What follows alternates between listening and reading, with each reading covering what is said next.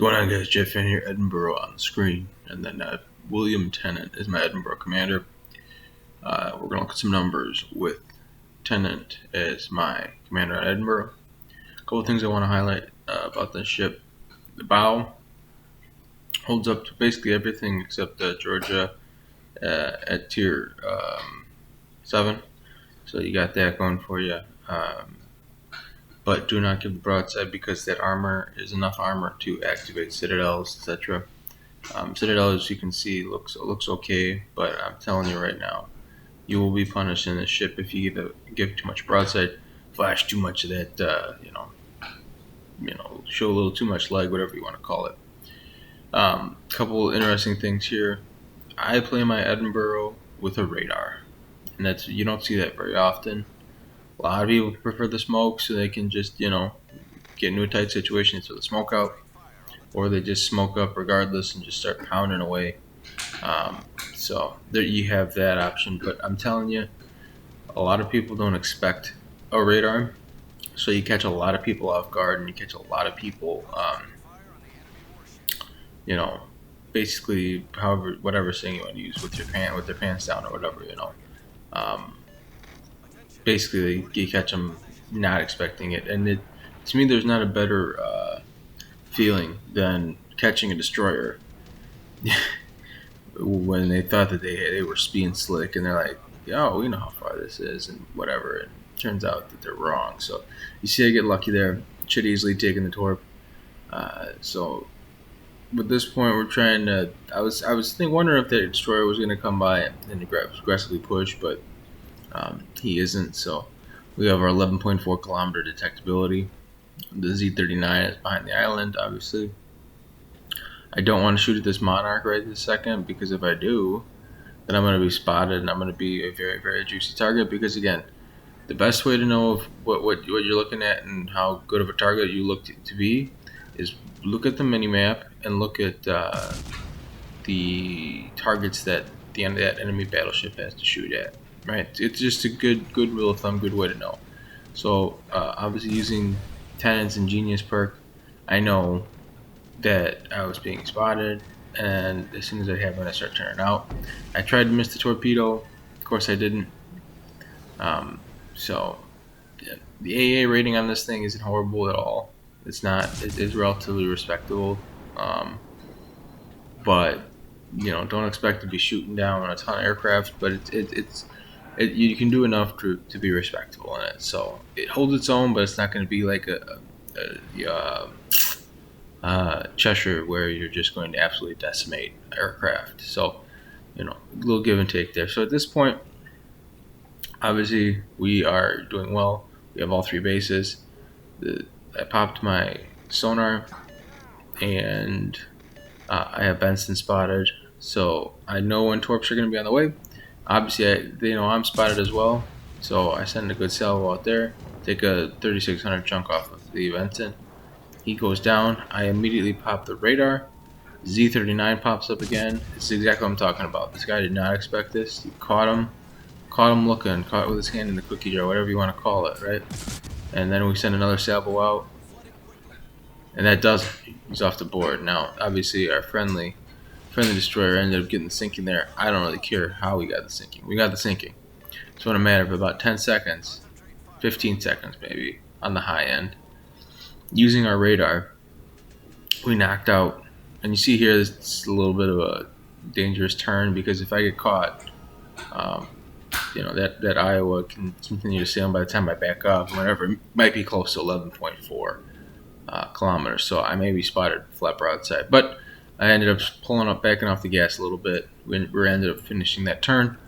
So, all's well that ends well. So, but back to my point, so in a matter of 2 seconds, we made basically a game-changing play. And that game-changing play is that we were able to knock out 2 enemy destroyers in that short amount of time, which is a huge advantage for our team now. Okay, yes, we're a cruiser down. That is what it is. Not ideal, but they're 2 destroyers down. That is huge. Okay, so when this game comes down to it, if it comes down to the wire, we have the spotting advantage. We have all of that. which they do not. Which, say what you want about it, but it definitely plays a part in these games. Just good destroyer play and having destroyers in general at the end of games. It's a huge advantage for your team. So obviously we ended up losing one of our own destroyers, so now it's a 2-1 destroyer advantage, and even on chip count we have 2 caps to 1. So you're seeing here, it's a little bit of what makes Edinburgh solid. Obviously, you don't have the same options or benefits, whatever you want to call it, in some other cruisers. The Edinburgh, this build, you're not going to get the big like 9k salvos, but you're going to consistently get 5, 6, 7,000 damage, and you fire every 7.5 seconds. Which, say what you want about that, but that is that's solid enough for me. Okay, firing that often and having these guns that do this amount here, I have no problem with it. So Suzuya just got chunked that whole time. We're still shooting at him. Okay, so that right there is the weakness of this tenant build. That right, flat out, just absolutely the weakness of this tenant build. So you see here, I'm looking at Ganiza now. Obviously, I know I'm spotted. This is a prime example of where the smoke would come in handy, right? My own personal survivability. Smoke would come in handy there. But I don't have it because I'm trading it off to be a more team-focused player, if you will, with the radar. And plus, I think it's so much more fun to have a radar. So now I know I'm spotted and Shavik shot at twice. You angle up, you take a 5k salvo. Is what it is. Alright? This Edinburgh has a couple things going for it. Number one, it's got like a battleship style heal. Okay? The heal is insane on this thing. I don't have the exact number in front of me. But the heal is ridiculous. Use it to your advantage. And what I mean by that is, don't be afraid to put yourself in an aggressive position, because guess what, you're gonna have the heal to get out of it. And then when you're engaging battleships, you have to shoot the superstructure. You have to. Okay, that's where you're gonna get your damage. Do not be afraid to shoot at the superstructure, and do damage to battleships that way, because you can get enough to end up getting sinkings, etc. But at the same time, you're not going to be able to outdo a battleship. So you have to know the limitations of this British line here. Having only armor piercing is a disadvantage, and it sometimes it does come back to bite you. But again, the armoring on this thing, the heal on this thing, having the radar and sonar combo, talked about it in the past. It's the most powerful duo in the game, and you add in the fact that you have like the best bow of any cruiser in the game. It's not a battle cruiser. It just, man, there's just something about it to be able to say, hey, you know what? I'm in a tough spot, but I'm gonna angle up. I'm gonna go bow in on a battleship, and he's not gonna be able to overmatch it. And I'm just gonna, instead of turning out and trying to kite away, I'm just going to go in like a battering ram, get close, wait till he fires his last salvo. As soon as he fires that last salvo and he's on reload, I'm going to open the door. I'm going to send my single stack torpedoes that he has no chance of dodging if I put him in the right spot. And I'm going to decimate this guy. There's just something special about it, this game and this ship, to be able to do that. So that to me is what makes Edinburgh a quality play, quality choice, etc. But yeah, the combo is it is absolutely filthy. It's a filthy combo to have the radar and the sonar as well, and then with the bow. Oh man, it's a great chip. So you don't see a lot of them out there. I think that's because it's a difficult chip to play, though. Not having HE makes it very difficult. Somebody angles up against you, guess what? You're not going to be doing a lot of damage. And then to double down on that difficulty, if I don't have the ability to have that HE option, and I don't have the smoke because I chose the radar, that is an even more difficult option. I don't have the option to disengage.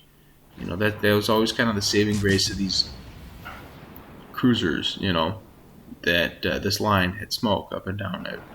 Now, obviously, not having smoke, by making the conscious choice of going to radar instead of smoke, that I'm acknowledging the trade-offs here. Okay, that's why every other part of my build, for the most part, is survivability. Okay, every other thing I have is geared and focused and slanted towards survivability. Okay, because I know I'm going to get shot at. I know I'm going to get focused. All those things. I know that. That's part of this build. Okay, not having the smoke means, guess what? I can't use my get out of jail free card and whatnot. So you see there, I'm keeping an eye on Monarch. I'm keeping an eye on Fiji. I'm targeted, but I don't know which one it is. And I think it's the Monarch here because it could be Fiji. Just like using me as the indicator to target, and obviously not having shots at me. So Monarch sends the salvo out. We angle up. We take about 5k in damage. Again, I mean, just angle up, right? And you see there, we end up finishing off Monarch, the team that is. So I could have had that sinking. Could have had 4 this game, but it is what it is. You see Fiji pops around this corner here, and you're gonna see this is exactly what I'm talking about with this Edinburgh. Okay, I have a good rudder on it. Look at that, just dodging incoming salvos. Fiji starts trying to angle up, and I have that ridiculous bow. So what's going to happen? I'm going to start ricocheting shells. I'm aiming for a superstructure area. Okay, we're doing 3,000 damage there, and he's whiffing because he's trying to go through the bow. You're not going to punch through the bow on this thing. I mean, you're not. He sent 4 salvos my way, and all of them have been negated by this incredible bow on this Edinburgh. So you see there again, we're playing with the throttle, right? We're throttling up, throttling down. We're doing everything we can to disrupt his shots. I'm playing only with the front 2 guns here. Why is that? Because I don't want to give him enough angle. And you see there, he finally gets a shot in the superstructure. I don't want to give this thing enough angle, being the Fiji, to where he can start getting heavy hits on me. So again, we're aiming up that above the hull, the upper belt. We know we're being targeted by a whole bunch of stuff here, right? You saw the bomb splash in the water. We end up taking down Fiji. That's going to do it for this one here.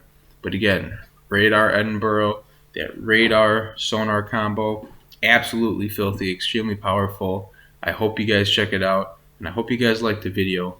If you did, leave it a like, all right? And we will see you guys out on the high seas.